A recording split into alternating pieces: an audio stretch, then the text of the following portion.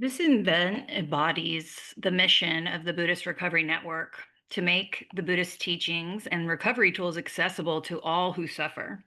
We bring together diverse teachers and traditions to offer refuge, wisdom, and in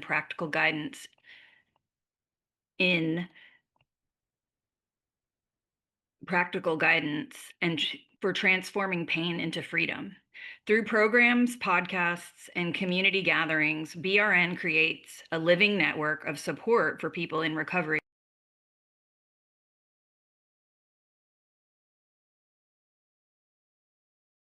This is just going to be a voiceover for right now because we have our Donna screen shared. So I will get it back on video in one moment. As we continue this work, we depend on the ancient Buddhist practice of dana, generosity. The teachings are freely offered, yet their continuation relies on the gifts of the community. Your donation sustains the teachers who guide these offerings, funds the creation of new programs, and ensures that no one is turned away from recovery support due to a lack of means. If these teachings have touched your life, or if you believe in the power of compassion, mindfulness, and community to heal suffering, please consider giving generously. Together, we can keep this vital work alive so that anyone seeking freedom from addiction can find a place to belong. You belong here. You can also uh, find practices to return to over and over again and a path toward awakening. We have shared our Donna Ask by our campaign here, where if you're in the US, you can actually text the word Mara to that number 53555. As you can see, it's posting in real time. We thank everyone who has donated so far. We really appreciate you. And anyone else in the world can scan that QR code and it'll take you to the website for this campaign. And the link to this website is also in the chat.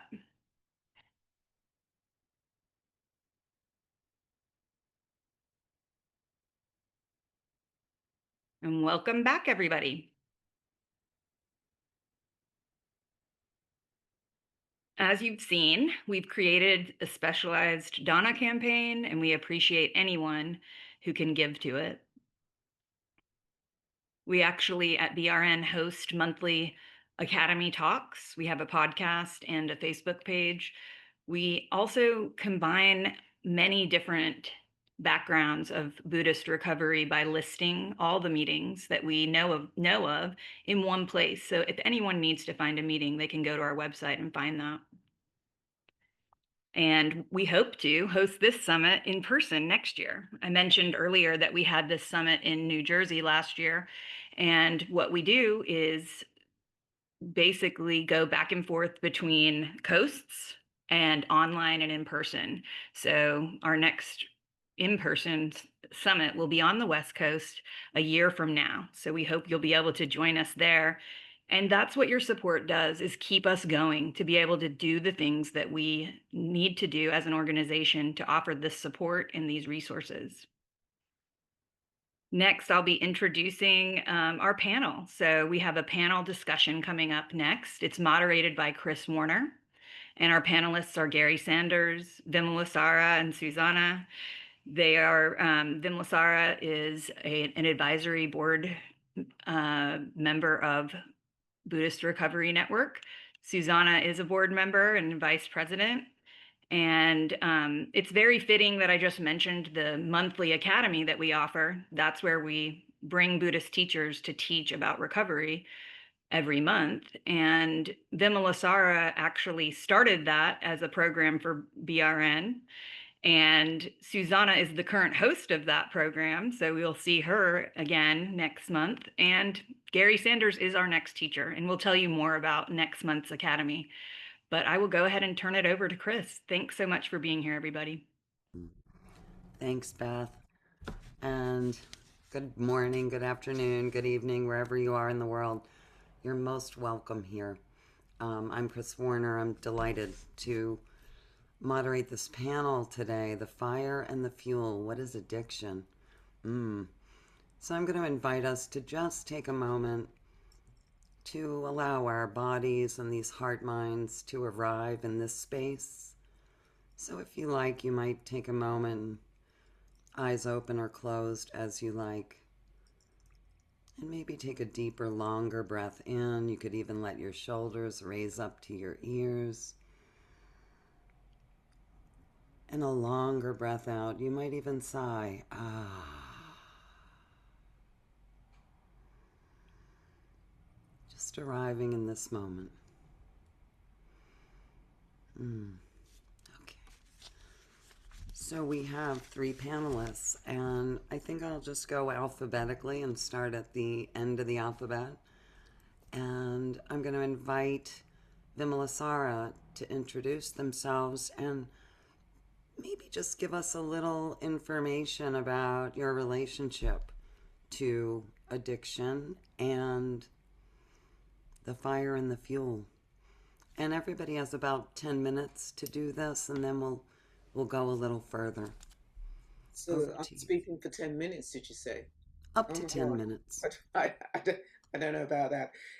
Anyway, what I would say first of all is just listening to the last speaker, which was brilliant. That actually I have been practicing as a Buddhist practitioner for um, over 35 years. So I don't want to just say that I'm a Buddhist practitioner because I've just written a couple of books or whatever, or I've written 11 books. But I just want to say, so in a way, I would say that rather than Buddhism being a religion, Buddhism has been a way of life for me.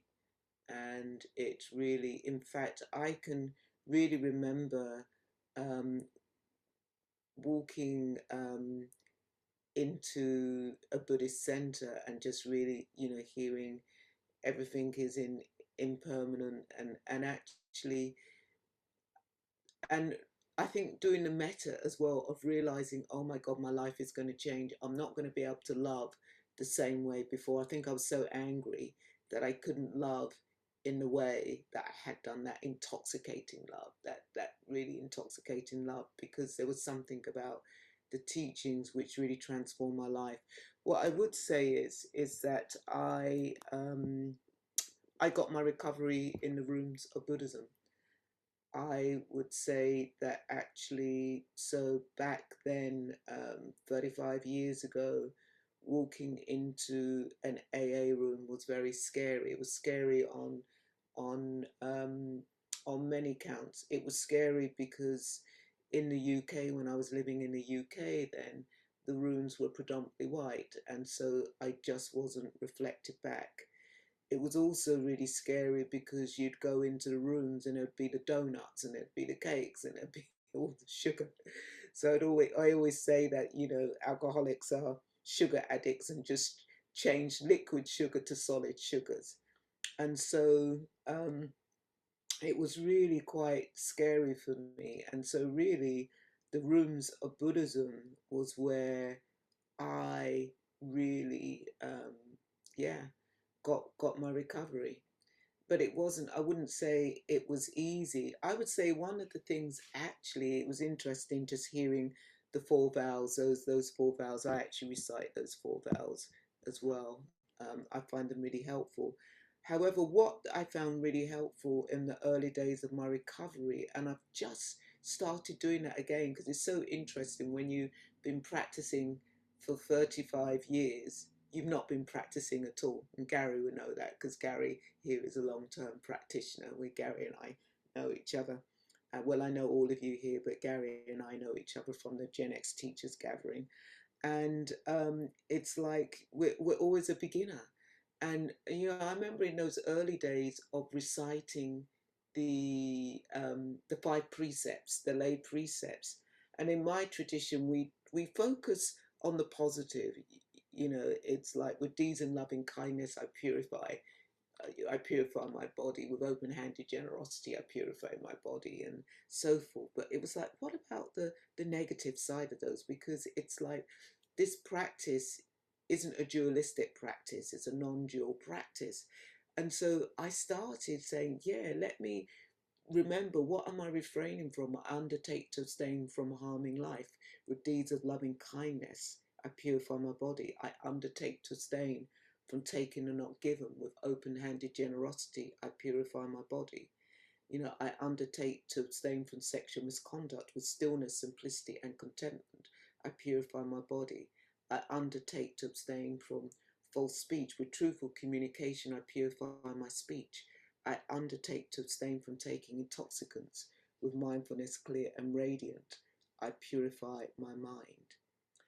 And that was so important because when I stepped into the rooms of meditation, I was still, kind of snorting whatever.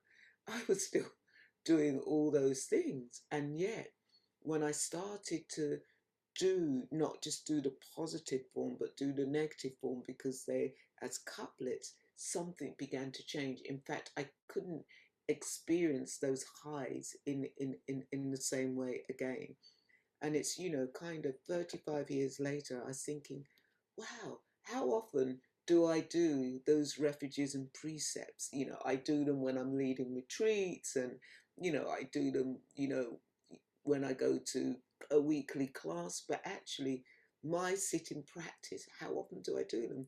And so I've said, yes, let me do them again. And now being ordained, I've been ordained into my tradition for 20 years. And so I have more precepts, more training principles to help train the mind. And I've started to do them again. And that's really good because it just really holds me accountable. My relationship to addiction, gosh, you know, I think, my relationship to addiction is my relationship to Mara. I think, as we heard, my my relationship to addiction is my relationship to karma. And as I put in the chat, we talk about rebirth. Every time I pick up, I am rebirthing into an addictive, compulsive behaviors. And when I came into the rooms of meditation, I was diagnosed as an extreme anorectic bulimic, and I had I don't really want to mention the drugs. I wasn't an alcoholic, but however, alcohol was a gateway drug. I had to let go of alcohol because if I continued drinking alcohol, I would be in the food, and so I had to let go of the alcohol.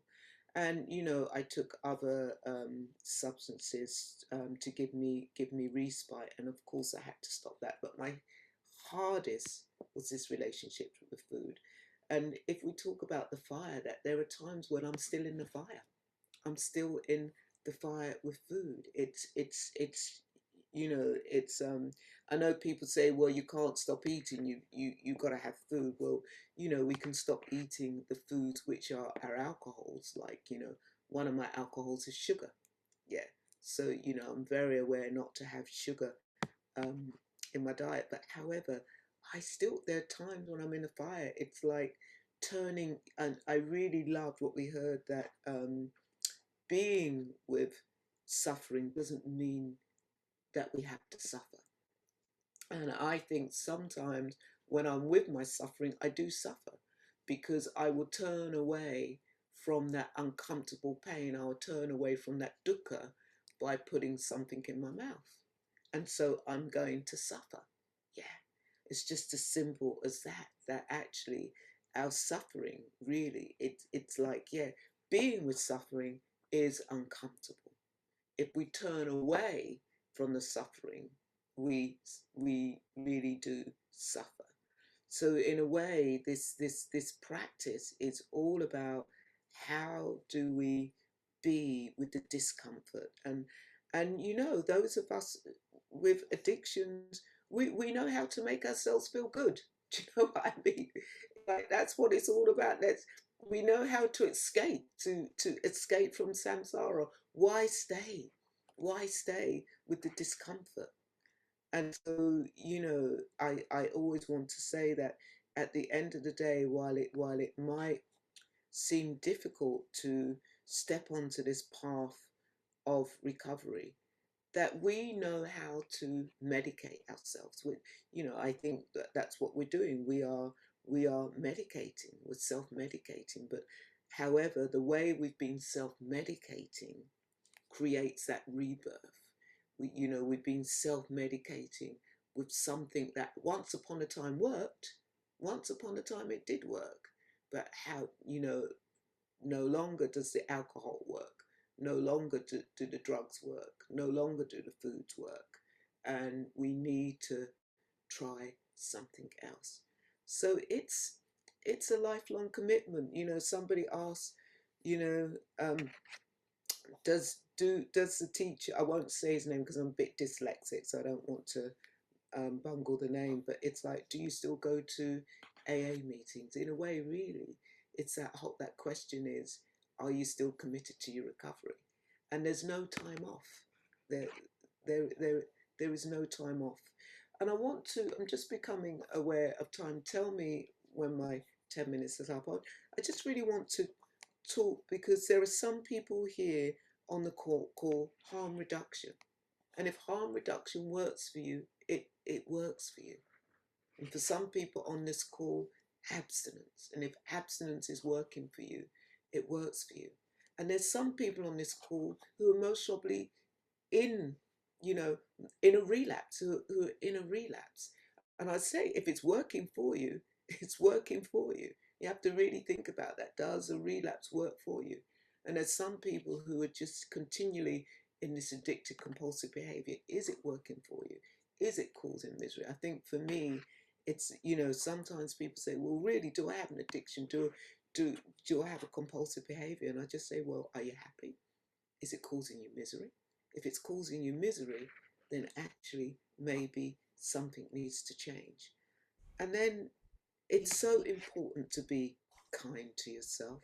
Mm. I think, I want to end there really because even before we want to, those of you who are still in active addiction, you know, rather than actually, how can I stop? Really, it's like, how can you begin to actually be kind to yourself? And I will put in the chat a meditation that I developed for those of us in recovery called the 5 basic needs of the heart, Mm. which is a free meditation. It's on the Insight Timer, and I really encourage you to do it. And I should remind myself to do it as well. So that thing of being, that is the most important. Give yourself a break. It's not what's wrong with you, it's what happened to you. Because sometimes we can get so caught up, something's wrong with me, what's wrong with me?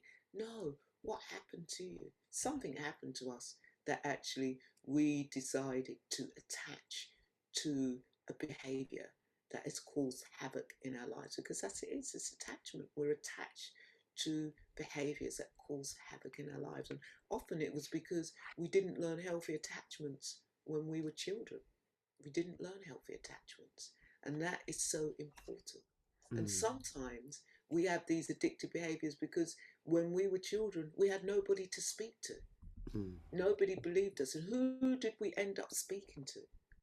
We ended up speaking to ourselves. Thank you. Yeah, Gary, that's it. Yeah. We ended up speaking to ourselves.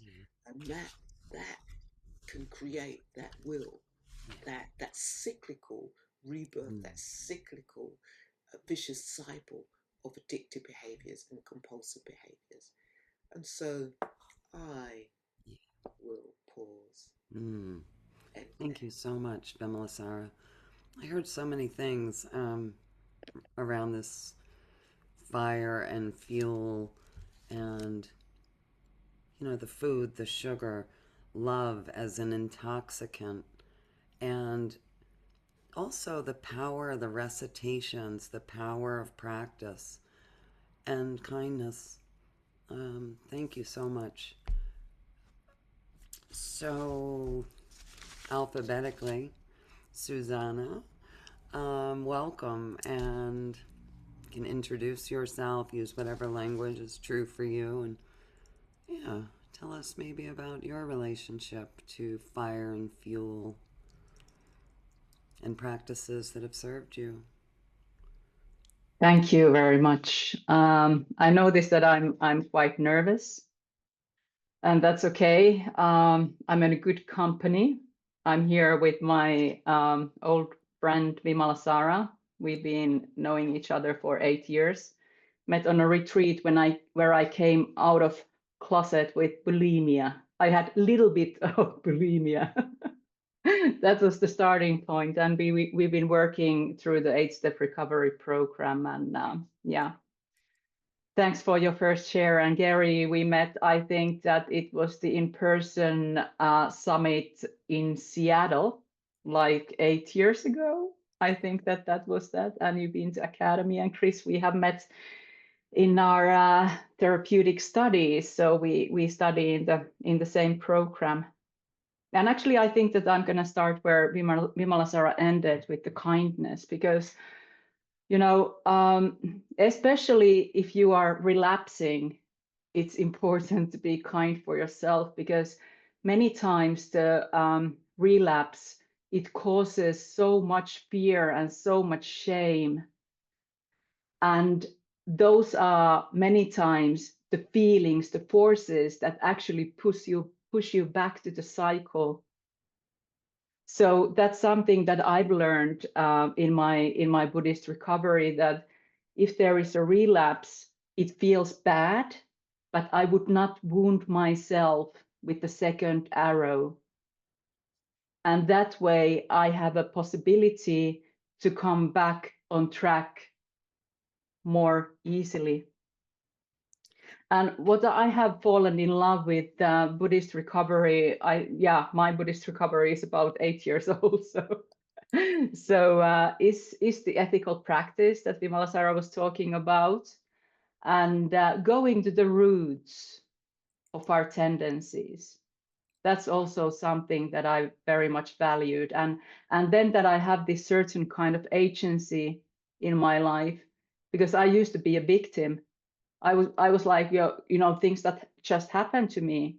So with awareness, I have started to realize that actually I can influence my life quite much. And what Claude Anshin said, that if I don't know that I have a choice, I don't have a choice.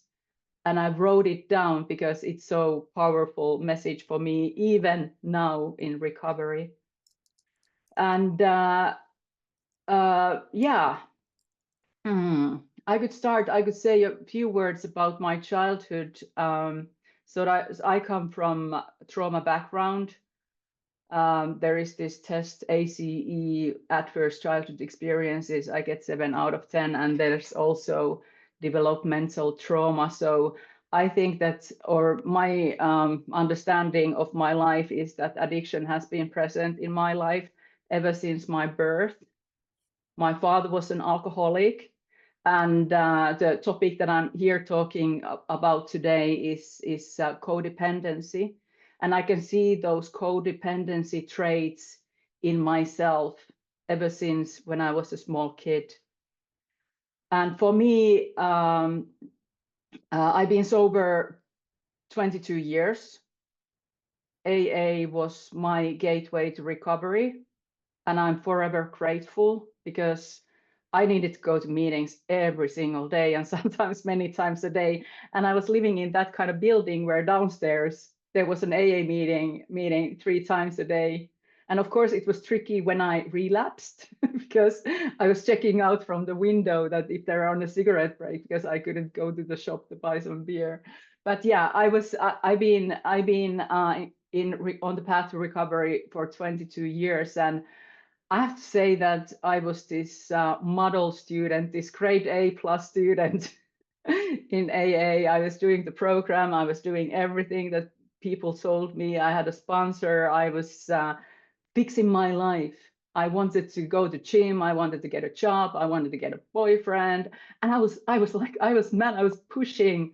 My calendar was full. I was pushing. And at the same time, I had this emptiness inside of me, and I was suffering, and I had no idea what was wrong. And I didn't know what I was feeling. I didn't understand anything about my emotions. The only thing that I understood, that every time when I felt something, it was so painful. I didn't understand anything about my needs. I didn't know what I thought about things. I was just following other people. I was living my life through other people. And especially the pain really, really surfaced in all sorts of relationships. So at work, with friends, and in recovery, and then also into intimate relationships. So the other people, I started to notice that, you know, all these relationships that I have, they are in the center of my life. Other people, what they think about me, that's in the center of my life. And I was all the time looking for answers and something to fix me from the outside. And nowadays, I understand codependency so that it's all behavior towards other people or myself that is based on fear or shame. And I cannot stop it even though I notice it. So it's unmanageable. And at the same time, I understand that this same definition has to do with the developmental trauma. So, but the other people were in the center of my life. But then stuff started to happen because even though I was sober for 7 years, I was so much in pain that I didn't know what to do. I was in this relationship where the other person was like he was not doing very good, and I was trying to fix him again and again and again. He was pushing me away, and I was trying to cling on to him. So there was this kind of like horror state that I was in, and he left me, and that's good because I could not left that relationship. And then I found Codependence Anonymous, and I went there and I saw this list of codependency to traits, and I didn't want to think myself as a codependent, because for me it meant something like, you know, somebody who is very weak or something like that. And I was very strong, you know. I had gone through the life struggling, but I was there. At the same time, I was diagnosed with breast cancer, and that's when things really started to change. When I was diagnosed, I had just read the book by Dalai Lama, The Art of Happiness. And what he said in that book is that there is suffering in everybody's life, but what really matters is our attitude towards the suffering. And that's when things started to shift. And I realized that actually I'm not a victim, that I have agency in my life. And of course, it took me many, many years to recover from codependency after that. But what I started to realize is that alcohol was just one of the addictions. And actually, there were so many different addictions. Anything, food, shopping, training, you know, whatever would do, just anything to take me away from the pain, like Vimalasara said. So there was this dance of Vedana, like pushing away the difficult, wanting the pleasant. And when the things get neutral, I needed something. And it was either something pleasant or any drama. Drama was also good because at least my life was exciting. So this was kind of like my starting point with the Buddhist practices. And yeah, so that's when it started to shift. So I had been living my life through other people, thinking that good is inside of me. And now I started to look inwards to learn about my feelings, learn about my needs, learn about how to draw boundaries. So all these old mechanisms of people pleasing, clinging, controlling, manipulating other people to get what I want, other people's needs being my priority, they little by little, they started to like yeah, dismantle, is that a word in English? English is my second language, Finnish is my first language. So little by little things started to shift. And nowadays still, being over 2 years in recovery, there are times when I want to escape, and I do escape, but I'm more awake than before. Drinking is kind of like clear, that I won't go to drinking or intoxicants. But then some other addictions, they aren't so easy because you have to have relationships with people. But I can say that, this week on Tuesday, I got my 9th wedding anniversary with my husband, who is also a Buddhist, so he's also aware. And our relationship is very balanced. For the first time in my life, I feel loved. I can show love. So if that is not a sign of recovery, what is? Or that I'm talking about this here, about what has changed. So yeah, I will leave it there because it's such a nice topic. I would like to talk about it all day and getting all hot as well. So. Thank you so much, Susanna. Thank you. Congratulations on 9 years. Beautiful. Yeah. And that a sign of such awakening, progress and awakening. And the relationship piece, that fire and fuel. Yeah. Yeah. Thank you so much. Gary, delighted to meet you, and please. Thank you, Chris. Yeah. It is really good to be here, and to be able to be on camera with these other two wonderful people that we've walked some bumpy and fun and interesting roads together, and I'm really, really grateful to walk this path with y'all. So thank you. I like doing these things because, like, I plan to talk about one thing before it starts. And then when it comes to this moment, it's like out the window. Starting with Mikey's meditation, and then Claude's keynote talk, and then what Vimalasara and Susanna just talked about, I kept kind of thinking about the fact, the theme that we have, and I'm gonna turn my timer on because I have no concept of time, which actually helps with my practice, but it's one of my big ADHD symptoms. So yeah, Mara, right? I don't know, and I'm guessing there's some people here that don't know, who Mara is and what that story is, and that's one of the early things that really grabbed me with Buddhism. The story of the Buddha, right? He and I didn't grow up like the Buddha. He grew up in a very cushy existence. He was kept away from, like all the suffering in the world, and then he did get these little glimpses of, sickness, old age, death, and then and then he saw a monastic, or at least an aesthetic, and oh, what's that? Spiritual path. Oh, and there's this suffering in the world, and man, I need to figure this thing out. So he left his cushy environment and then went out and tried all these different practices in the world, and mastered a lot of the practices and got really big into those aesthetic practices. Almost starved himself to death. I love that image of the starving Buddha.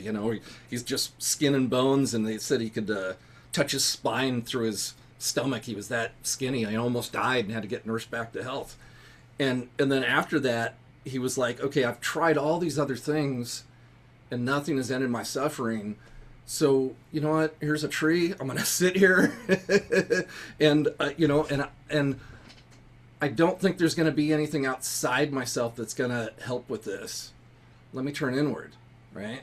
And then as he sat there, then that's that story of this trickster, this temptress.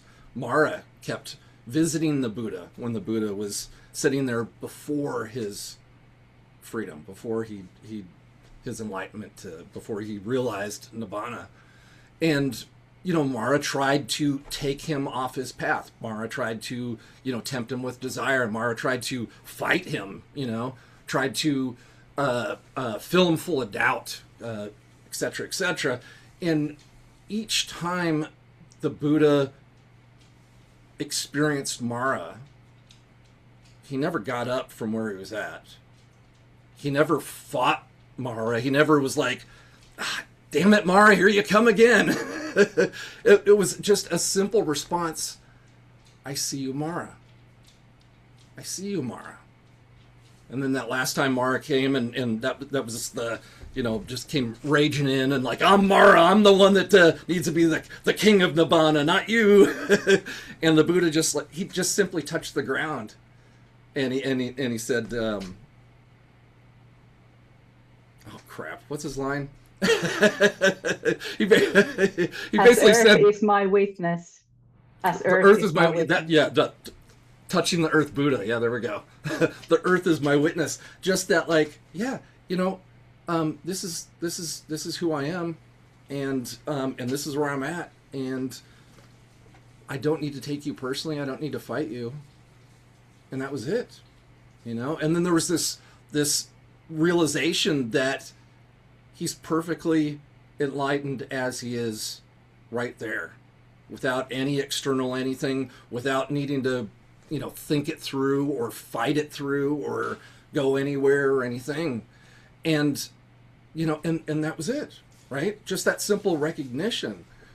And then, later, they're not in the Pali Canon, but there's some later texts that said that, his cousin Ananda, came to the Buddha and said, hey, Buddha, now that you're enlightened, you don't see Mara anymore, do you?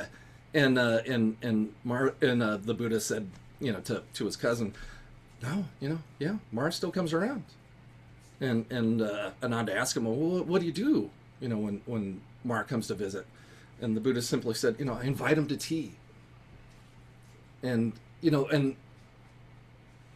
that story, just that simple recognition, and then even later after enlightenment, that invitation.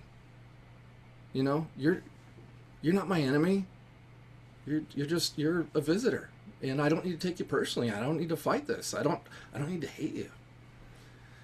I also don't need to carry you or try and fix you. Try and change your ways, Mara. You're Mara. You're perfect the way you are. And and as that relates to my addiction, my relationship to addiction and all that, I didn't have a cushy existence like the Buddha. I was raised in a very unsafe and unstable environment. I experienced physical and emotional abuse. I was born into a Christian cult. I had religious abuse. I was raised as Jehovah's Witness. Didn't get any choice in that. Had it shoved down my throat. And the way I learned to survive in that unsafe, unstable, violent, scary environment was to not be myself, to just, put on a mask and be an actor. And fairly quickly I was introduced to alcohol and then drugs, right after that. And through those, I found some relief because, putting on that mask, living that lie, trying to be the thing that I thought everybody else wanted me to be, it was killing me inside. It was such a burden, so heavy. And so at some point that those, the drugs, the alcohol, and then, later the behaviors, whether it's sex or, compulsive collecting or, whatever could take me out of the moment, whatever could offer me some little escape. I don't like the way I'm feeling right now. I don't like what's going on in my head. I hate myself. I hate everything that I do and say. And, and why didn't I do this? And why didn't I do that? And just, constantly in my head. And so, I found these substances and these behaviors that at some time found me some relief. and I can and I didn't just I wasn't just okay with that relief. I wanted more and more and more, and found that it didn't work more and more and more. But I'm gonna keep doing it. And then at some point I was introduced to Buddhism through a friend 30 something years ago, and thankfully there was something in there that resonated with me. I wanted nothing to do with any kind of religion, but there was something about that simple practice and that simple recognition, and that was something that Claude said early on. I think it was one of the early questions. Somebody asked Claude, how did you get rid of your war trauma or something like that? How did you get rid of your war wounds? And he just instantly was like, I didn't. And I thought of the story of the Buddha and like, I see you. Yeah, I see you, trauma. I got trauma. I have all kinds of like really unskillful and unhelpful conditioning. In the way not just my early childhood, a lot of that early childhood stuff, but through the years, I was I was 50% of it, but I was in a really toxic relationship for a long time, and that was traumatic to me, and I'm sure I was traumatic to them. And what the practices brought me, and thankfully it's not just me, I get to do it with others, and that's taking refuge in Vimalasara and Susanna and Kevin Griffin and so many, and Mike. I saw Mike Maines with a beard that's almost as big as mine. I saw him online earlier, and Mikey that was on earlier. We together get to hold each other accountable, which has been so important to me, and collectively cultivate this clarity, collectively and then individually. Yeah, I have this desire to not deal with these, these feelings or these emotions or this compulsion to drink or use or to act out in certain ways. I have the desire to have it some other way, but, I know now and I can see now that just doesn't work. That somebody brought up the second arrow earlier. Like, yeah, we're still going to feel pain. We're still going to, we're still going to get triggered. I still get triggered. I still, get thrown off track. I still get, upset. Why is this happening? But knowing that, like, I can see it. I can cultivate more and more awareness. I see you, Mara, and I don't have to take you personally, and I don't have to fight you. And there's more to do. So I think I can stop there. And yeah, thank you. Gary, thank you so much. I heard this, the resonance of Buddhism, the simplicity of the practice, and this capacity for recognition, right? I see you. And so I'm wondering if everyone might like to say something to leave people with. If there were one simple practice that you could offer that really resonated with you when you were just beginning this journey of recovery. We've had kindness, we've had, turning towards suffering, acknowledging. Is there something you could offer someone who's new here today, a practice that really helped you?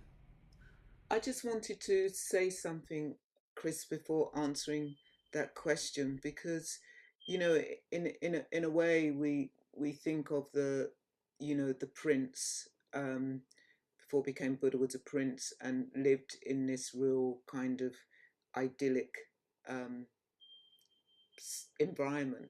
However, we have to remember that his mother died in childbirth, and so in a way we could say that that was part of his trauma, you know.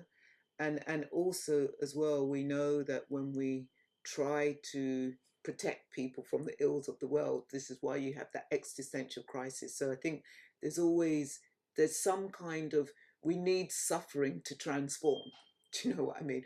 Because the Buddha, the prince at the moment didn't need to transform because didn't experience suffering, but then this kind of suffering, wanting to know what was outside of the palace walls, wanting to know, that curiosity, and then really kind of facing what Gary kind of great, recited that story, the sights, the yeah, and actually when we do come into, so in a way, I think what's really important is that sometimes we think that if we've had addictions that we've had to come from this traumatic, hellish background, and many of us have, and I will include myself in that. But there are people where no, they haven't come from this hellish thing, and they may have had love, but there are this existential crisis of just impermanence. I mean, people do, it's people die, pets die, aging, sickness can really, um, yeah. And then in answer to your question, I would just say, you know what? Ask for help. That's what Mm, kept me sick for so long. mm, Do you know what I mean? We think we should be able to do it on our own, and there are people who can do it on their own, and they've done it on their own. But those of us who are still in that cyclical thing year after year after year, you can't do it on your own, man. Ask for help. And that is a really courageous act to do, because we mm. think it's weakness. Yeah. So again, that's for me, is I would say ask for help. Being able to ask for help. Yeah. Mm. Beautiful. Can I continue from that? Because with the connection to other people, super important. Super important also connection to yourself. So awareness, and with meditation practice, little by little, getting to know yourself, your feelings, what's going on in your body, what do you need each moment, stuff like this, and then doing it with kindness. Because many times when we start befriending ourselves, there are sides of us that we don't like, but little by little, inviting those to our armpit, like I say in Finnish. Yeah. But yeah, doing So that with asking for help, kindness. turning Yes. towards, and maybe before the befriending, the acknowledging. Yeah, Yeah. yeah, yeah. Accepting, Mm, awareness, and mm. then self-compassion. Yes. And Gary, what might you leave our friends with? Yeah, Mikey started everything off with a metta meditation, and he offered the most common translation, loving kindness, for metta, METTA. I really love the translation, loving friendliness, and that's we've been talking about cultivating kindness, cultivating friendliness, and that's what I needed the most. That's such a big part of my early recovery, was changing my relationship to myself. And that was my big awakening that got me sober. Was, okay, it wasn't just this, like, for years I knew I had a problem with the hard drugs, but like, alcohol and like the minor stuff. I mean, those are all just stories. I had to stop doing everything, and the drugs, the alcohol, the behaviors. For me, and I've heard so many other experts talk about this. Those are just symptoms. Those aren't like the main. Just me stopping, putting, huge amounts of cocaine up my nose, or or whatever else, or acting out with sex or violence, or whatever else. Just stopping those things. That's the first step. But like, why do I do those things? And so. And why is because I don't like what I'm feeling right now. I don't like what I'm thinking. I don't like what's going on. So, and I can't change that. That stuff just comes up automatically, but I can start to change my relationship in it, and I can start to change it in a friendly way. I didn't do it in a friendly way before. So cultivating that metta, that commitment to a practice of metta. But even before that, I didn't like myself. Let's put it lightly. I hated myself so much that I had to practice a ton of forgiveness first, which I really think is just it's part of metta. It's a big argument in Buddhism that the Buddha didn't talk about forgiveness. Well, talked about loving kindness and All right. So, Gary, thank so you. this Gary, loving friendliness. Yeah. thank you for mentioning that because Mhm. actually, when we look at metta, sometimes it's called Maitri, Maitri Bhavana. And Maitri means friendliness, unlimited friendliness. And I think more and more sometimes in our community is to actually really go through the lens of friendliness because it's so much easier to think about being friendly towards ourselves rather than giving ourselves love, like Right. love when we didn't Right. have it ourselves. Do you know what I mean? So Yeah. yeah, so that's really important for those of you listening that actually sometimes metta is translated as Maitri, as Maitri Bhavana, the cultivation of unlimited friendliness. Metta, the cultivation of unlimited, unconditional loving kindness, It's which is an beautiful. aspect of friendliness. if I could just add one more thing for recovery, if you can't love yourself, get a dog or a cat. They'll love No you before you can love regulations. yourself. This is chaos. Mm, He is a true, he's a needy Buddha in our house here. beautiful. Get a dog, Or or a maybe look at a plant, picture of a dog, or even plants, or Yeah. plants. it's like, Something to care for. actually having to take care, Mm, your plants die or whatever, but just even the joy yeah. of seeing plants growing. So if you can't afford a dog or whatever, get a plant, you know. Yeah. Beautiful. Well, thank you all so much, and I look forward to seeing you throughout the rest of the summit. Thank you, Chris. May we all be well. Thank you. Thank you. Thanks, Thanks. Thank you. everyone. Thanks, everyone, for your contributions.